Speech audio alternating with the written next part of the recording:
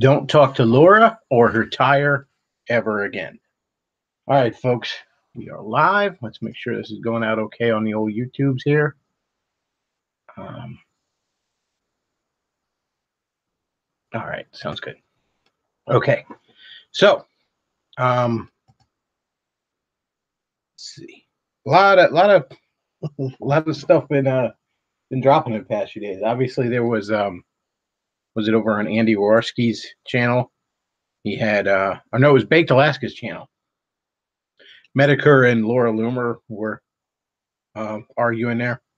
The one that, pardon me, the one thing that really struck me about that, and I mean, look, the tire thing. Laura claims that um, she was very scared because people had doxed her, and she just freaked out when she saw it. That's why she, said she had a tire slash when it was obviously just dry rot. Um,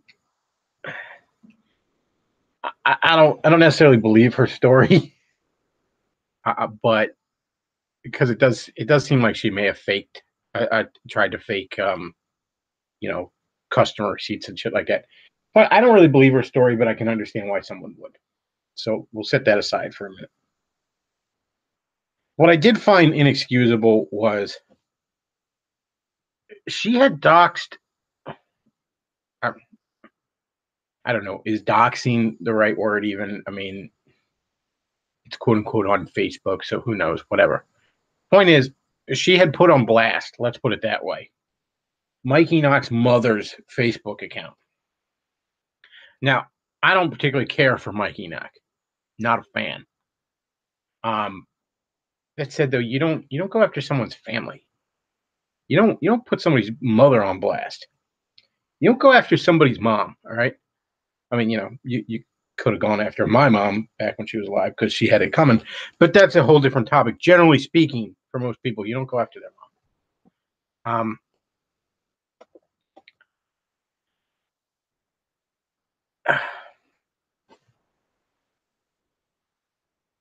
And she argued that she was trying to make the point that Mikey Knox's mother was a big Hillary Clinton supporter, and see, this is further evidence that um, Mikey Knox is actually a big liberal, And look, I've used that meme before. Large portions of the quote unquote alt right are just racist liberals. There's no getting around it. They're fucking socialists. They're socially liberal. They just don't care for the darkies. That's the only quote unquote right wing thing about them. Many of them, not all of them. The alt rights, a pretty big label, but it'd be one thing. It'd be one thing if she pointed out, okay, look, Mikey Knox comes from a very liberal family. It's another thing to put on blast with screenshots his mother's Facebook page. That's a whole different thing, and that's a shitty thing. I mean, look,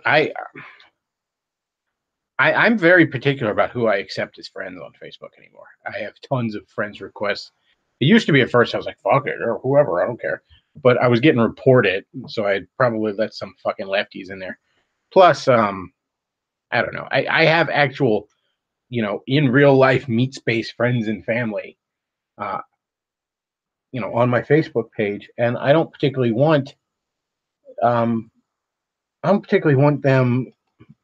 involved in anything. Like, look, if I go out here, I say things some people don't care for. That's fine. You want to take it up with me, that's fine. You want to take it up with, close friends of mine or family members, that's a whole different thing. So that's why I put my Facebook account on, I guess, basically private. I think if you were to look at my Facebook account, and all you'd see is just like, the basic shit, like my profile picture and shit. You wouldn't see posts. And look, I mean, I'm on Facebook as the Bechtloff, and if you're on Facebook and you want to, you want to communicate, you enjoy the show, you want to communicate with me that way, that's fine. I encourage that. I love that. I'm grateful for that. But accepting someone as an actual friend on my personal Facebook account is different. That's not the Bechtloff. That's just me. And in fact, I've had to talk to. There are some people I know through this that I know personally that I've accepted as friends, and I've had to say that to them before, like, don't be putting don't be putting the Bechtloff stuff up on my personal Facebook page. Don't do that. Somebody says Milady's tires. By the way, I have super chat enabled, guys. I did figure it out. It looks like it should be totally enabled. Some of you have requested that. So yeah, super chat is enabled. And it will be enabled for the Saturday show. The Saturday show is returning.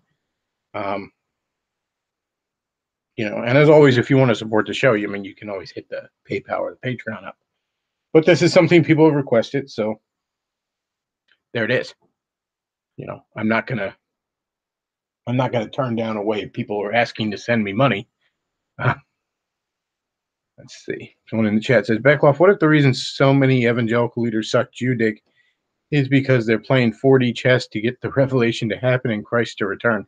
You're not actually wrong about that. There are a lot of evangelical leaders who they don't really give a damn about the Jews. They're just all about Israel, fucking up the Middle East because they think it's ushering in the end times. And somebody says, pretty sure they explicitly say that's the reason. Yeah. Let's see. Somebody says shekel chat. Yep. Give them money. Yep. I need them shekels. Let's see. Okay. All right. So something else I want to talk about. Somebody sent me a video, and I haven't had a chance to watch all of it. Somebody Milo was interviewing. It was apparently Milo's publishing company is publishing this book, but it's a book all about how, America can't continue to be great without the Catholic Church. Now I've heard this argument before from trad Catholics who think America was just so insanely deeply flawed from its founding that it has to be turned Catholic to survive. I disagree with that, but there's at least logical consistency. This guy was on a different track, though. This guy was essentially arguing that America was great at its founding, but it was great because it was secretly Catholic. It was crypto-Catholic. And again, I didn't get a chance to watch the whole video, so maybe he makes just so compelling arguments later in it, but about 10 minutes into it, I'm like, this is horseshit. America was a very uniquely Protestant thing. Hell, there was no significant Catholic presence in this country until the first the immigration rush at the turn of the last century. Somebody says, who are you having on the Saturday show? As of right now, I'm having obviously Luke, myself, obviously, and NC Clark will be joining us so far, and Undertow is going to be pulled out of his self-imposed exile for Saturday show. That's all I've got so far. I am working on others, but we'll see. But that's all I got so far. John Steele just sent me $2. Says, give shekels, you cheap bastard. Thanks for the super chat.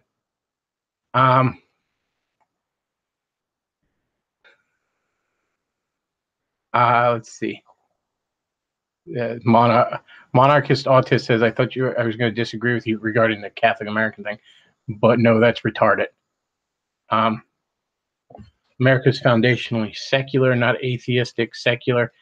Yes. Yeah, not atheistic, secular, but it's kind of secular with the understanding that we're all pretty much Christians here. We're just maybe not gonna we're just maybe not gonna shove it down people's throats. America was founded by Christian deists. Many of the founding fathers were deists too. Obviously, Jefferson took a scalpel to the scriptures. He was hardly a devout Christian. So he says, Bechtloff, go read Rebirth, Hal Jordan and the Green Lanterns. I read a few issues of it. Pardon me. I read a few issues. They were. I think the last issue I read was guest starring Superman, and like Superman had been possessed by Parallax. Yeah.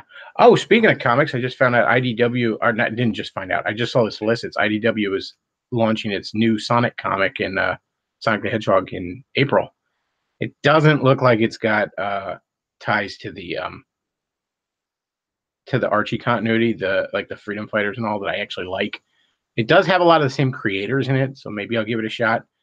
I mean, it's almost not accurate to call me a Sonic fan because there's like of this large fucking franchise. There's like two aspects of it I really, really like, and the rest I kind of think is shit.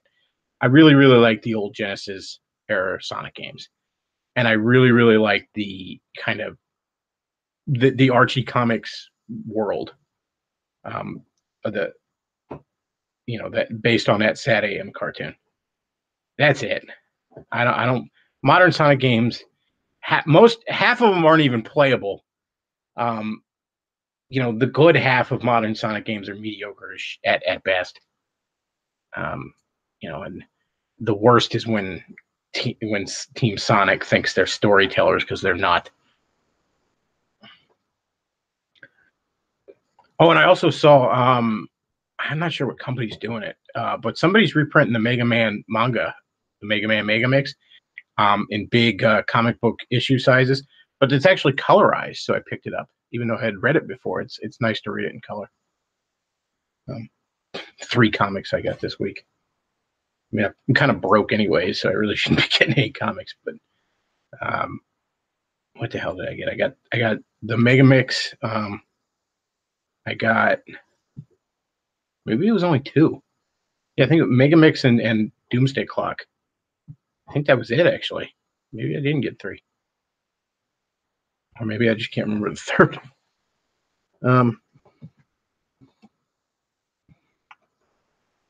Bechtloff is a non-denominational Sonic fan. I will say, okay, so I mentioned the 2 aspects of Sonic. I kind of like the Sonic Boom cartoon. It's not bad, but all right, it's not the greatest thing in the world, but it's easily the second best Sonic cartoon.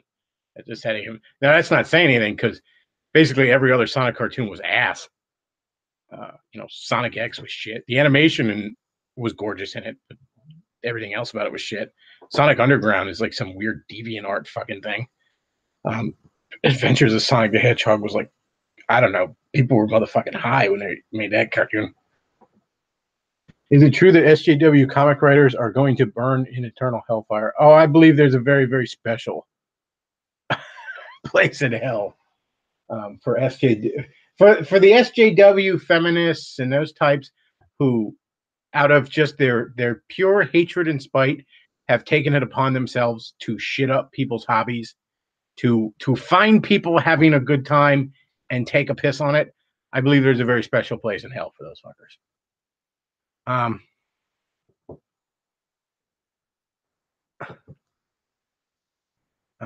Didn't I hear recently that one of the main guys from Sonic Team left for Square Enix?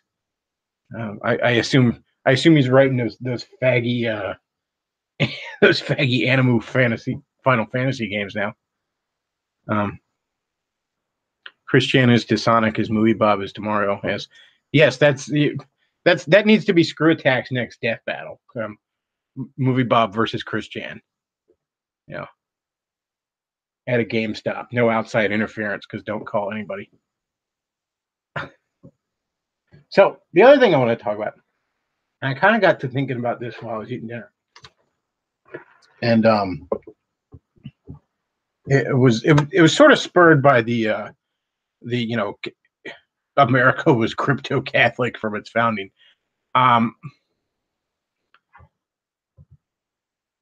Somebody says, Bechtloff, what do you think of the popular rapper Little Pump? I have no idea who that is. That could be some joke meme or something for all I know. I don't know what you're talking about there. But anyways, I was thinking about the concept of rights because something I've heard from certain aspects of sort of dissident right, alternative right, whatever you want to call it, is essentially these sort of arguments that rights don't exist, which always struck me as somewhat fedora, and I'll get to why. Yes, I've heard the expression, you only have the rights you can defend. The only rights you have are those you have when standing naked in front of the bear, as it were.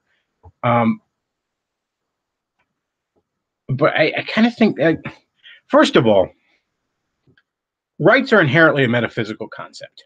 Okay, so if you're an atheist,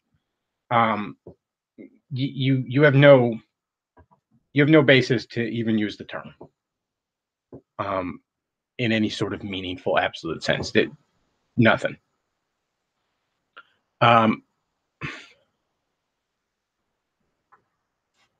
So they're inherently metaphysical, and rights exist even when you can't defend them, if indeed they exist at all.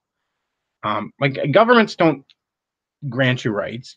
God in heaven grants you rights, or you don't have rights. You've either been granted rights by God, or you have no rights. And a lot of, obviously, part of the backlash on the right is because leftists have obviously abused the term rights. I have the right to birth control. Well, I mean, it certainly could be argued you have the right to purchase birth control with your money by someone willing to sell it to you. But birth control is a product, the result of someone else's labor. You don't just inherently have a fucking right to that. You don't just inherently have a right to the product of someone else's labor. Same with the right to healthcare. Well, no, you don't fucking even some things in here in America we say are rights. Like I get arrested. I have the right to a phone call and an attorney. Well, not really. Because I mean, an attorney, I don't necessarily have the right to a free attorney because it's somebody else's labor. You could perhaps argue that I have an inherent moral right to speak up and defend myself in a court of law, but to someone else's services is a different thing. John Steele's super chat. Odin gave me the right to break legs. But as an American citizen, I have the inherent privilege to an attorney, but that's a privilege of my citizenship. That's not an inherent right. That's not, God did not give me the right to demand that an attorney, an attorney provide me free legal services.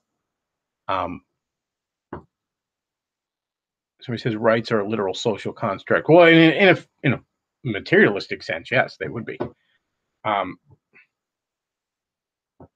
And sometimes when people are arguing that rights don't exist, or they're just,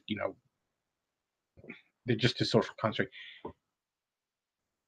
part of me gets kind of mad because they're not understanding it, but at the same time, they're not understanding something that's incredibly hard to put into words.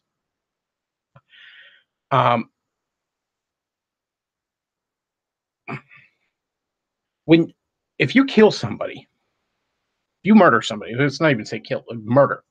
You murder someone. You have unjustly taken their life. Implied to that is that they had a right to that life. Same with theft. With theft. You've taken unjustly. You've unjustly seized someone else's property. Well, implied to that is that property is rightfully theirs.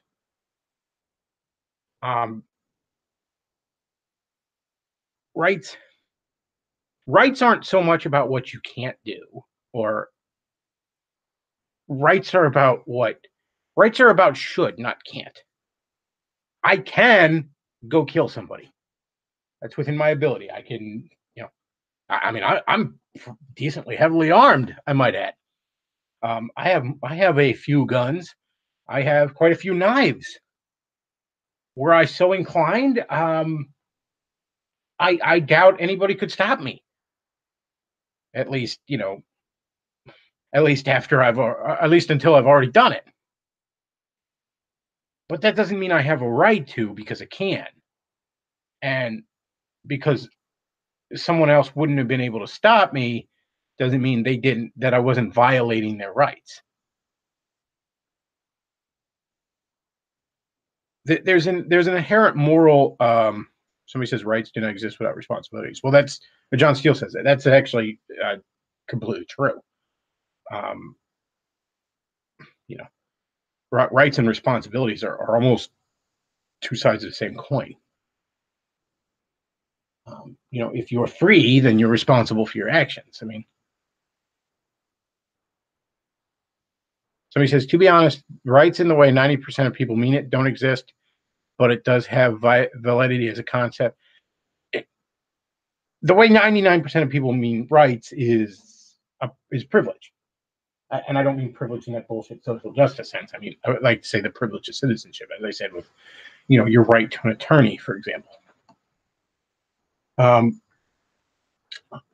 but yeah, there's an inherent moral statement involved in just the concept of rights. Why are you coming over here to pester me, little dog? What do you want? No, you should go away. Bechtloff, is it true that PA Governor Tom Wolf is a dumb faggot who has no idea what he's doing? Oh, that is incredibly true. He says, I have the right to a QT girlfriend, and if you disagree, you're a fascist. No right to not be offended. Yeah, that is, of all pseudo fucking rights of the left, that is, of all the rights the left claims that don't exist, that's the one that exists the least.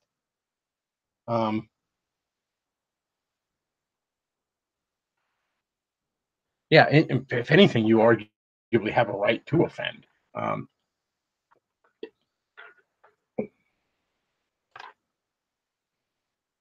It's very obvious that the left has absolutely butchered the concept of rights, but that doesn't mean the concept of rights isn't.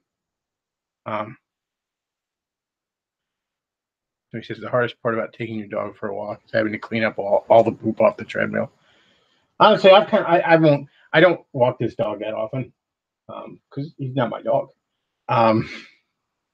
But if I do, I won't clean up after him. I gotta say I'm that guy. Now, what I do though is no pun intended. What I do when I'm with the dog though is I'll lead him out into the middle of the road when he has to poop, and I'll just, if anybody asks, I'll just say that he's Amish.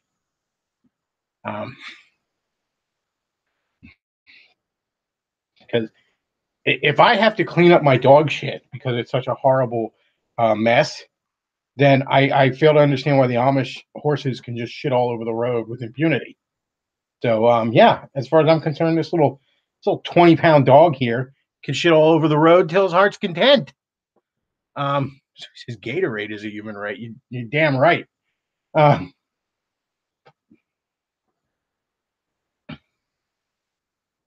Yeah, like so many of the left when they're saying like, oh, I don't know, they're whatever deviant sex act they're engaging in. That's my right. Well, I mean, I would argue you have a certain inherent right to privacy. You have a certain inherent right to be secure in, your own home. Um, so in that manner, yes, you want to butt fuck your boyfriend and he's willing, and y'all are doing it in the privacy of your own home. Well, I mean, no, obviously the government doesn't have a right to be getting involved in that. Now it's an entirely different story when you're parading that shit down Main Street.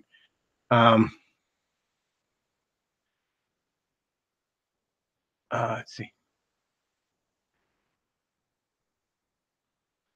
Careful, Beckloff. An Amish wagon wheel hits that shit slick and falls off. The Amish might sue you with their 21st century Jew lawyer. Somebody says right to retard sex. Yep. Gatorade, or is it Brondo, the thirst mutilator?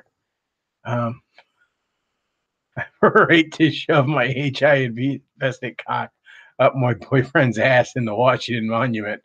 I wouldn't quite say that. Uh,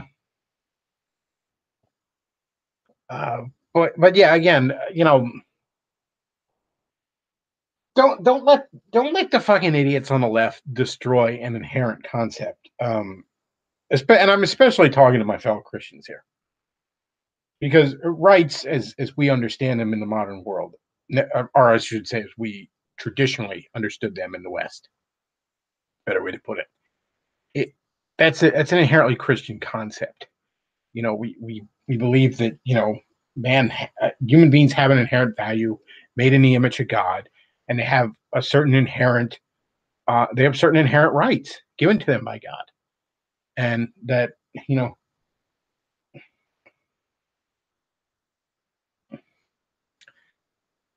a good example of this, and again, it's sort of it's sort of an example of how things have been twisted, and words have meaning. I heard before Christians argue that suicide was a sin because it's self-murder. Okay, now I'm not going to argue whether suicide is inherently. I don't think suicide is necessarily inherently a sin. I think there are times it is justified. If you're dying from some sort of horrific, painful disease, and you get your affairs in order and you seek to expedite that process, I don't think that's inherently a sin. We all love zombies in our culture today. So just as an example, you got one left in the chamber, and the zombies are kicking your door in, and you're cornered. Putting it in your mouth isn't inherently a sin. Um, that said, though, most times it obviously is. Suicide is a sin, but where it's a sin, I think it's not self-murder. You can't murder yourself. To murder is to unjustly take someone's life. You can't take what's yours. I can't self-murder any more than I can steal my own money, or I could rape myself. You know, I can't do that. Those words have meaning. To say any of those things means I'm taking someone else. I'm infringing upon someone else. Now, suicide being a sin, I would argue, is because basically it's perhaps the most extreme version of bad stewardship. It is wasting, it is throwing away a gift God gave you, the gift of life. Um, in a manner of speaking, it's a more extreme version of the same sin you commit when you squander opportunities or when you piss away all your money or something like that. It's bad stewardship in the most probably extreme sense, but it's not self-murder. Words have meaning. Um, some Christians argue that your life isn't yours, but God's. Well, yes, again, in the stewardship argument, everything is God's. The money I have rightfully belongs to God. I'm all the resources I have at my disposal rightfully belong to God, and I'm responsible to a certain level of stewardship with them. So I wouldn't disagree with that statement. But again, the word murder implies that I'm taking from another. Bad stewardship is to squander the things God has given you. And that can be your life. You can throw away your life, and you could throw away your life in ways other than direct suicide, for example. Um,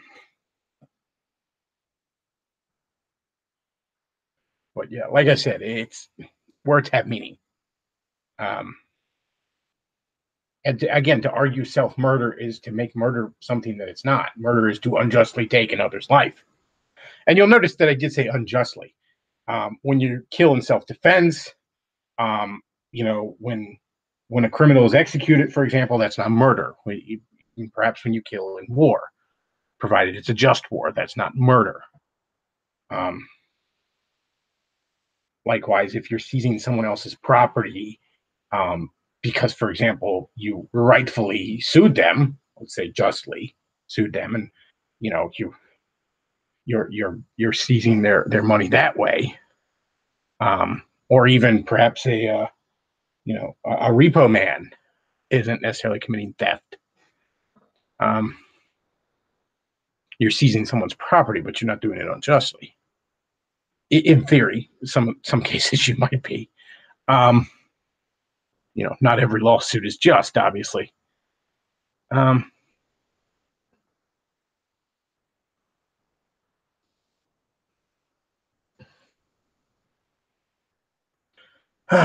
see.